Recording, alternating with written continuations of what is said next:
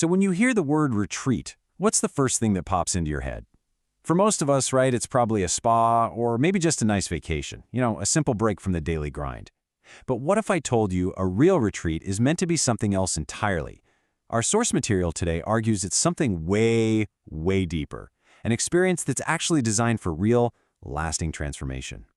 And here's the fundamental difference our source points out, right off the bat. A vacation, that's usually about escaping from something, your job, your routine, all the stress. But a retreat, that's about returning to something incredibly important, yourself. It's an intentional, deliberate pause, all designed to help you finally hear your own voice again above all that noise. This quote just nails it, doesn't it? It really sets the stage for everything we're going to talk about. It draws a super clear line in the sand.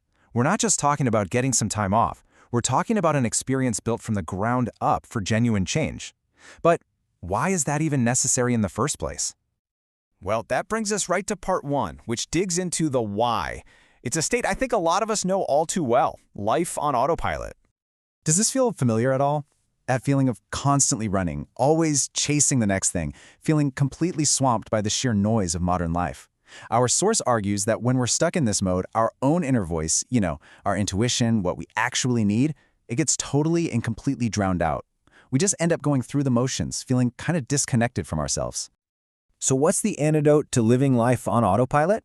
Well, that leads us right into part two, the sacred pause. And this, right here, is the absolute core concept of a transformational retreat. And listen, this sacred pause is so much more than just switching your phone to airplane mode. It's about consciously disconnecting from all of it, the constant pings, the looming deadlines, what everyone else expects from you. It's about intentionally carving out the space you need to finally reconnect with your inner self. Which, of course, leads to the next big question. What actually happens in that quiet? I mean, what comes up when all that external noise finally fades away? It's not like flipping a switch. It's a process that kind of unfolds in stages.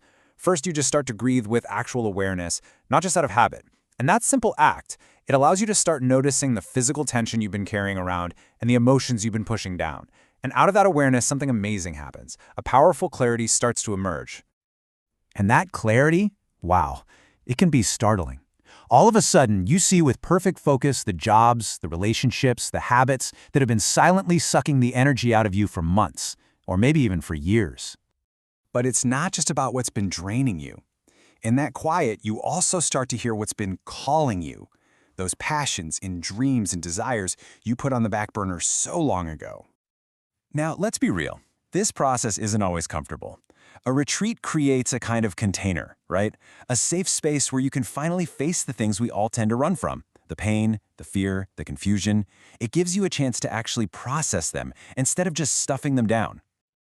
And here's the incredible reward for that courage. By facing those tough emotions, you create space. And in that new space, you get to rediscover the joy, the creativity, and the inner peace that you might have forgotten was even possible. But here's the thing.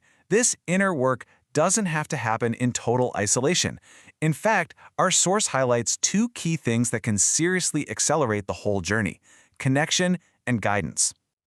According to what we've been looking at, there are two huge catalysts that can amplify the entire experience, turning a simple pause into a period of really profound growth. And here they are. First, community.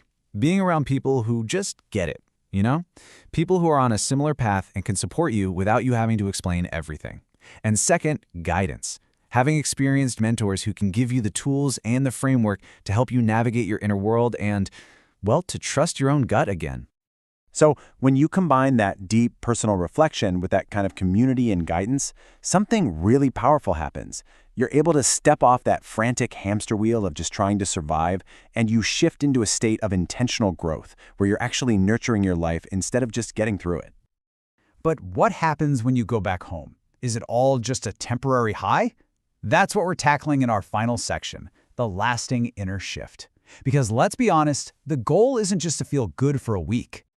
And this is a really, really critical point from the source material. A retreat is not a magic wand. It is not going to make your problems or your responsibilities just disappear. They'll still be there when you get back. It doesn't fix your external life. So what does it do? It changes the person who is facing those problems.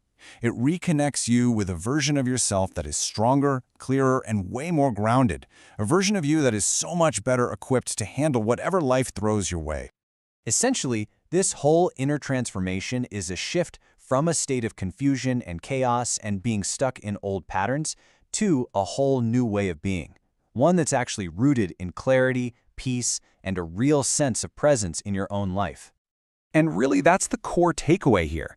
It was never about the beautiful location or the specific things you did. The real, lasting value of a transformational retreat is that permanent shift that happens inside you. That's the part you carry forward. So, we'll end with this question, a thought to leave you with.